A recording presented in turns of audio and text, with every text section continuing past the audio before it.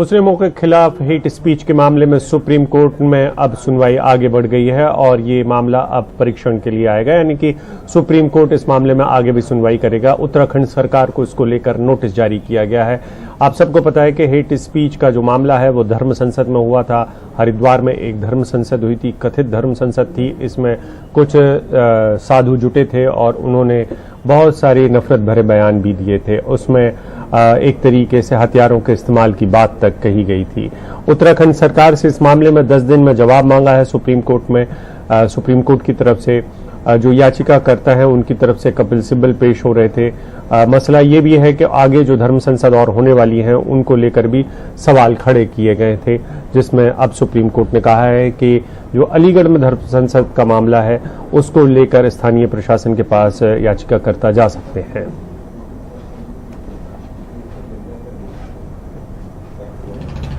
हरिद्वार में हुई धर्म संसद को लेकर सुप्रीम कोर्ट ने एक बड़ा कदम उठाया है और सुप्रीम कोर्ट ने तय किया है कि जिस तरीके से हरिद्वार में मुस्लिम समुदाय के खिलाफ धर्म संसद में हेट स्पीच दी गई उस पर वो परीक्षण करेगा। और सुप्रीम कोर्ट ने केंद्र सरकार, उत्तराखंड सरकार और दिल्ली पुलिस को नोटिस किया है। यहाँ पर सुप्रीम कोर्ट ने हालांकि साफ किया कि फिलहाल इस चरण में वो कुछ नहीं करेगा, लेकिन वो जवाब मांगेगा। 10 दिन में जवाब मांगा है और याचिकाकर्ताओं को छूट दी है कि जो अगली धर्म संसद होनी है 23 जनवरी को अलीगढ़ में, उसको रोकने के लिए लोकल प्राधिकरण से संपर्क किया जा सकता है, उनके पास जा सकते हैं। तो एक बड़ी सुनवाई थी जिसमें chief justice NV Ramana, justice Surya Kant और जस्टिस हिमा कोहली की बेंच थी। शुरुआत में चीफ जस्टिस ने कहा कि पहले से ही दूसरी बेंच इस मामले की सुनवाई कर रही है तो वो इस मामले की सुनवाई क्यों करें, लेकिन कपिल सिब्बल याचिकाकर्ता की तरफ से और इंदिरा जयसिंह उन्होंने सुप्रीम कोर्ट को बताया कि ये मामला सिर्फ हेट स्पीच या मॉब लिंचिंग का नहीं है, बल्कि ये मामला धर्म संसद का है और इस तरीके का मामला पहली बार आया, इसलिए सुप्रीम कोर्ट को इस मामले में सुनना चाहिए। कपिल सिब्बल ने कहा कि चुनावी माहौल है और ऐसे में देश का माहौल खराब किया जा रहा है, सीधे मॉब लिंचिंग की धमकी दी जा रही है और धर्म संसद, ऐसे धर्म संसदों को रोका जाना चाहिए फिलहाल। लेकिन सुप्रीम कोर्ट ने कहा कि फिलहाल वो इस मामले में कोई आदेश जारी नहीं करेंगे, नोटिस जारी करेंगे, 10 दिन में जवाब मांगेंगे, उसके बाद वो देखेंगे कि इस मामले को क्या सब मामलों के साथ टैग किया जाए या किस तरीके से सुनवाई हो। तो एक बड़ा मामला है और सुप्रीम कोर्ट ने अब इस मुद्दे पर दखल दे दिया है। नई दिल्ली से आशीष भार्गव, एनडीटीवी इंडिया। और बात बिहार की करते हैं। बिहार में बेगूसराय में ज्वेलर सामने आए हैं। वो कह रहे हैं कि किस तरीके से ये जो वीडियो वायरल हुआ है जिसमें वो अपनी सुरक्षा को लेकर खतरा बता रहे हैं, वो कह रहे हैं कि वो टैक्स देते हैं लेकिन तमाम पूरा जो पुलिस का ध्यान है वो दारू वालों के ऊपर है। बिहार पुलिस कोई कार्रवाई नहीं करती है उनकी सुरक्षा को लेकर। इस ज्वेलर ने उससे व्हाट्सएप के जरिए 15 लाख रुपए की रंगदारी मांगी गई थी और न देने पर जान से मारने की धमकी दी गई है। ज्वेलर ने पुलिस में शिकायत दर्ज कराई लेकिन कोई कार्रवाई नहीं और अपराधी फिर से फोन कर रंगदारी के लिए धमकाते रहे।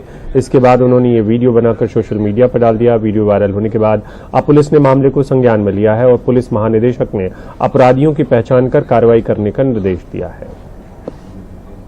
मेरे मोबाइल पर 1 जनवरी से लगातार मैसेज आ रहा है, 15 लाख का डिमांड किया जा रहा है। मैं पुलिस के यहाँ गया, पुलिस में एफआईआर कर दिया हूँ। एफआईआर केस नंबर 1/2022 है और लगातार मैं पुलिस के संपर्क में हूँ। कुछ अभी तक कोई उजागर नहीं हुआ है। अंत में जो अपराधी है वो हमको रोज धमकी दिया जा रहा है, नया धमकी दे रहा है, नया धमकी दे रहा है। हम लोग पूरे परिवार डर से सहमे हुए। अब हम लोग क्या करें ये समझ के बाहर है। हम अब यहाँ के डीएम अरविंद कुमार से मिले, यहाँ के एसपी से मिले, डीएसपी साहब के नजर में हैं, बराबा वो हैं, सबके साथ हैं, लेकिन निराकरण कुछ नहीं, जीरो। और मुंबई पुलिस की बात करते हैं जिसने बच्चा चोरी के एक इंटर स्टेट गैंग का खुलासा किया है। उसका कहना है कि पुलिस ने 11 आरोपियों को इस मामले में गिरफ्तार किया है। चोरी कर बच्चा को चोरी कर बेचने का धंधा था। इस पूरे मामले में पुलिस ने जो गिरफ्तारियां की हैं उनमें एक बच्ची का सौतेला पिता और एक डॉक्टर भी शामिल है। डीसीपी सौरभ त्रिपाठी के मुताबिक 3 जनवरी 2022 को 4 महीने की एक बच्ची की चोरी की शिकायत होने पर उसकी जो शिकायत है वो उसकी मां ने लिखवाई थी। पुलिस ने इस मामले में सबसे पहले इब्राहिम अल्ताफ शेख नाम के एक व्यक्ति को पकड़ा। इब्राहिम और लापता बच्ची की मां के बीच लिव इन रिलेशनशिप था। इसके बाद पुलिस ने मुंबई के अलग अलग इलाकों से पहले 6 लोगों को पकड़ा और फिर उनसे पूछताछ के आधार पर तमिलनाडु और कर्नाटक से 5 और लोगों को गिरफ्तार किया है। पूछताछ में पता चला है कि सौतेले बाप ने 4,80,000 रुपए में बच्ची को बेच दिया था।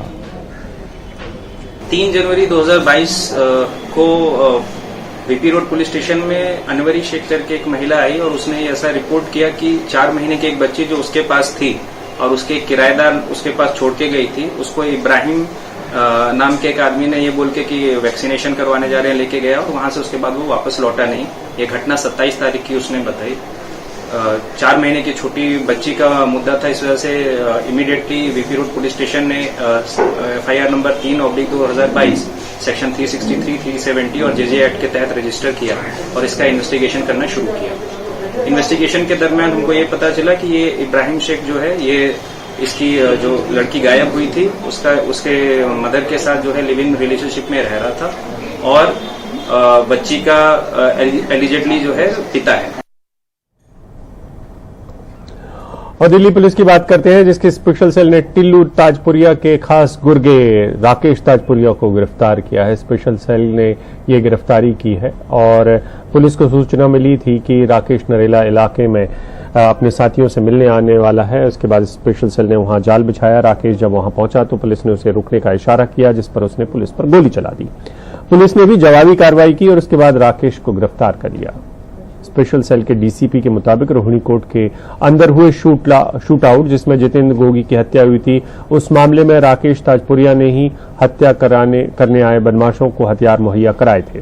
पुलिस के मुताबिक टिल्लू ताजपुरिया के जेल में बंद होने के बाद से ही राकेश ही गैंग को ऑपरेट कर रहा था। राकेश पर हत्या की कोशिश, अपहरण, डकैती जैसे 12 मामले दर्ज हैं और उस पर 50,000 रुपए का इनाम था।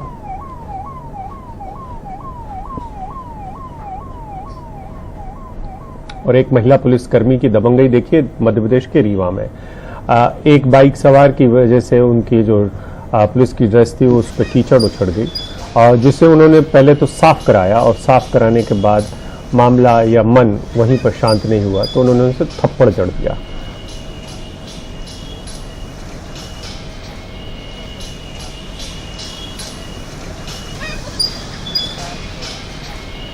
मैं आप लोगों के माध्यम से जानकारी लगी है अभी कि महिला होमगार्ड की सैनिक है और ये बता रहे हैं कि कोई युवक था, उसने अपनी गाड़ी से इनके को टक्कर मारी थी पैर में बैक करते हुए, तो कुछ कीचड़ वगैरह लगा था जैसे आप लोग बता रहे हैं। तो वो वीडियो देखा जो उसमें समझ में आ रहा है कि है इस तरह से कि सैनिक है, कोई महिला है कि वो पहले साफ किया उसने, उसके बाद उसको थप्पड़ मारा। इस संबंध में कोई अगर संज्ञान में आती है तो उसमें आवश्यक जांच कराई जाए। और बात दिल्ली के इंदिरा गांधी इंटरनेशनल एयरपोर्ट की, जहां पर 7 करोड़ रुपए की हेरोइन पकड़ी गई है एक विदेशी महिला के पास से और ये महिला शारजहां से भारत आई थी। इस महिला के बैग में 107 कैप्सूल मिले हैं जिनके अंदर हेरोइन भरी हुई थी। महिला को एनडीपीएस एक्ट के तहत गिरफ्तार कर लिया गया है। आरोपी महिला का ड्रग तस्करी के साथ बड़ा इंटरनेशनल कनेक्शन बताया जा रहा है।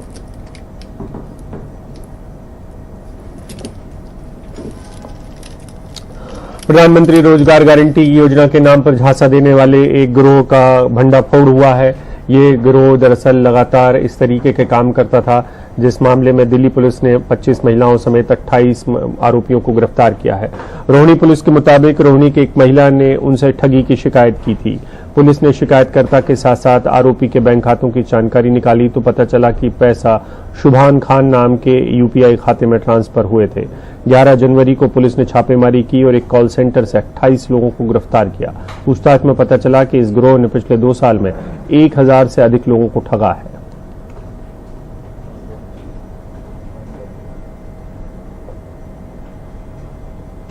दिल्ली से सटे नोएडा में पुलिस ने एक ऐसे गिरोह के बारे में पता लगाया है, 3 ठगों के बारे में पता लगाया जो एटीएम से छेड़छाड़ करके पैसा निकाल लेते थे, लाखों की धोखाधड़ी करते थे। ये तीनों एटीएम से पैसे निकालने के दौरान इस प्रकार तकनीकी छेड़छाड़ करते थे कि कुछ पैसे मशीन में ही रुक जाते थे और मशीन एरर दिखाने लगती थी, यानी कि गड़बड़ी दिखाने लगती थी।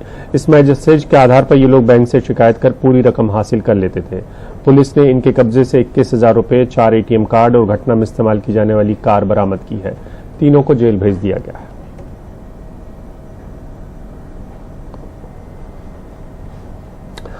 और नोएडा में ही सेक्टर 58 में कोतवाली पुलिस ने निवेश के नाम पर साइबर फ्रॉड करने वाले अंतर्राज्यीय गिरोह का भंडाफोड़ किया है।